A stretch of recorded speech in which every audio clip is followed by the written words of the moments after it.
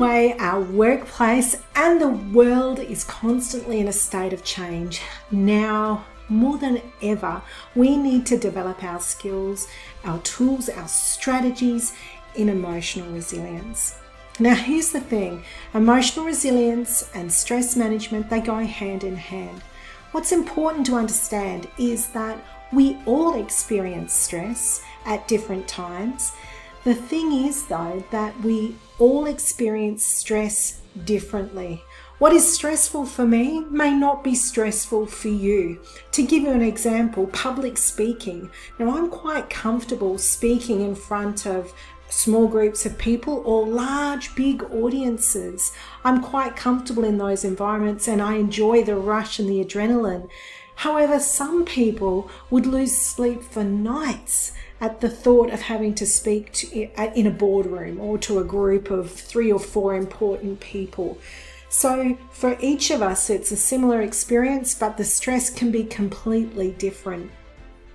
Science shows us that if we can change the way we think about stress, then it changes our body's response to stress. We can actually control the stress response within our body simply by changing the way that we think, which is incredibly powerful.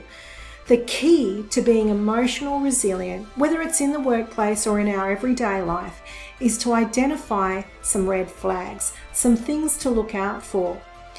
So one of the things that is a trap for people with stress is that the benchmark shifts and we can actually function quite well on a regular basis with a high level of stress because it's become normal. Gradually, little by little, the benchmark of stress is shifting and increasing each day. It becomes normal so that we're living in a stressed state every day. The key is to understand what high levels of stress feel like, but also what calm feels like, so that you're better able to self-regulate. To give you an example, if you've ever put a bucket under a dripping tap to catch the water, no doubt you've been surprised by how quickly that bucket fills up with water and you have a whole big bucket of water.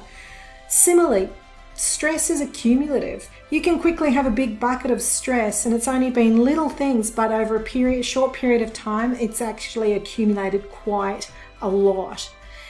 But also, it's small, subtle things that we can do. If we are consistent and do lots of those small things, they too can build up to make a big impact on our stress. So the little things can make quite a big difference, and it doesn't have to be huge steps that we take to counteract that stress. For example, if you use controlled, regulated breathing, if you're more conscious of your breathing, are you breathing fast? To know that you're in a stressed state. If you're more conscious and controlled with your breathing, this can support you. There's a lot of science to show how controlled breathing can actually make a significant impact on your stress levels. Now, I've recently been diagnosed with high blood pressure, and I was just astounded at how using controlled breathing could rapidly drop my blood pressure. Well, not rapidly, but could control and drop my blood pressure. So just simple breathing exercises could make a huge difference. And because it's so simple, we breathe every day. I'm breathing all the time. How's that going to help me? We take it for granted, but that's just one example of something so simple that you can do that can have a significant impact. There's a whole range of things that you can do just like that.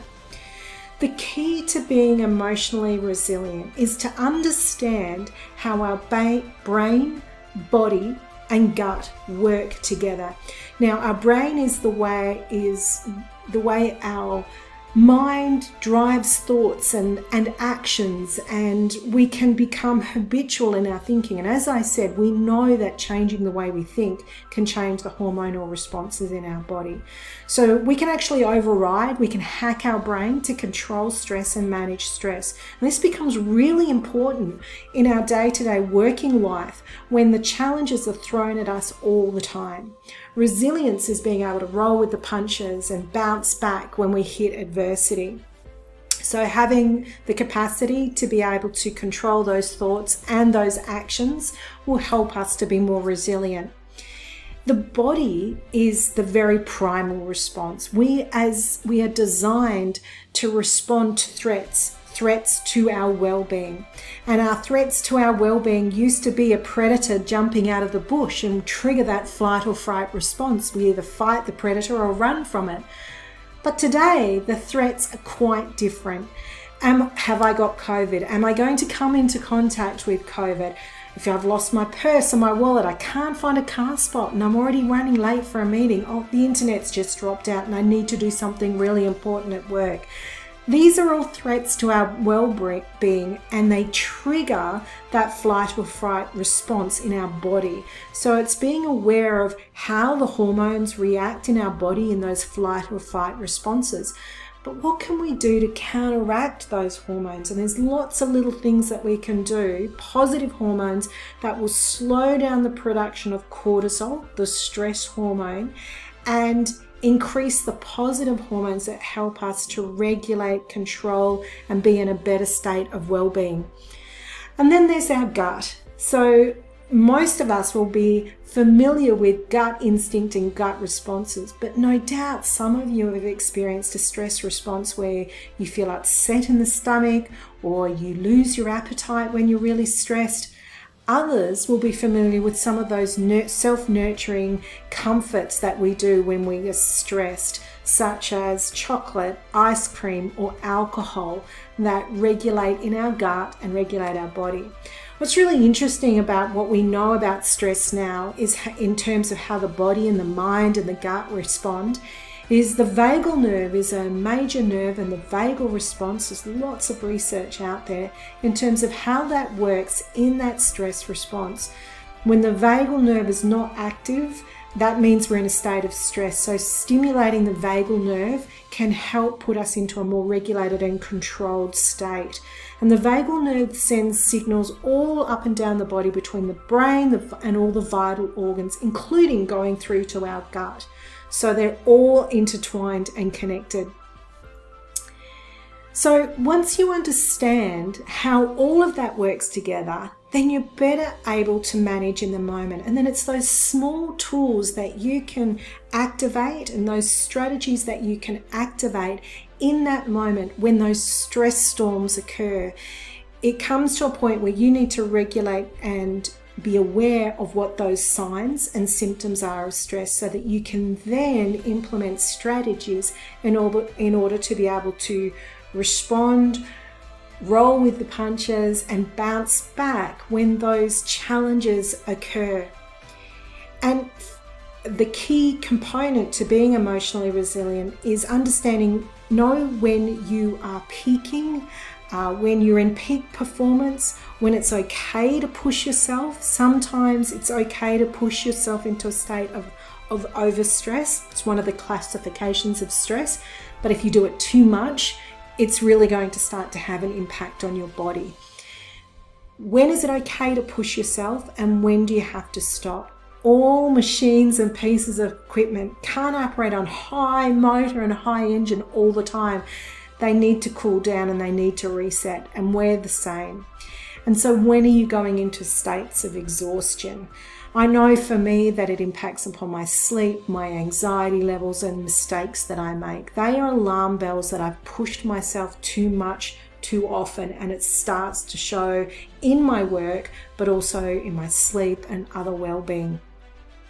So the goal is to be able to recognize what are threats to our well-being. Sometimes we're not even aware, and to be able to regulate and control those threats, the tools and strategies to manage those threats. And we do that by controlling our thoughts and controlling the way our body responds and controlling the hormonal responses so that we are better supported to be more resilient and function in the workplace.